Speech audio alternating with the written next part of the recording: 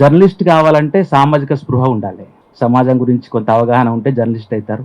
ప్రజల విషయాలు వాళ్ళు రాసే వ్యక్తులుగా గౌరవాన్ని పొందుతారు.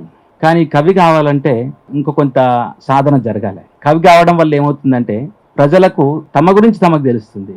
తమ సమస్యల గురించి విలేకరులు రాస్తారు, ప్రజలకు చేరుతాయి. కానీ తమకు తెలియని విషయాలు కూడా ప్రజలకు తెలియాలంటే ఒక కవి ఉండాలి మన చుట్టూ.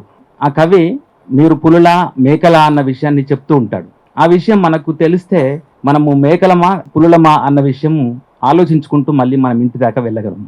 ఇవాళ విష్ణుప్రసాద్ తాను అధిక్షేపణ అంటారా దీన్ని, బహుశా తెగమురిసే మేక అన్న శీర్షిక మనని మేకలు అనడంలో ఒక వ్యంగ్యంనే కాకుండా ఒక నిందాపూర్వకమైన మాటే కాకుండా కొంత నిరసన కూడా ఉంది ఆయనకు. అదే సమయంలో చాలా మంచి ఎత్తుగడ ఇది. ఆ మేక తనను బలిచ్చేదాకా సంతోషించడం వరకే ఆయన కవిత రాస్తే సాధారణ కవి అయ్యేవాడు. కానీ ఆ ముక్కలుగా కోసిన తర్వాత ఆ మేక అది ఉడుకుతుంటే కూడా ఫీల్ అయ్యే విధానాన్ని కూడా రాశాడు ఆయన. మీరు ఈ ఒక్క కవిత చదవండి పుస్తకంలో.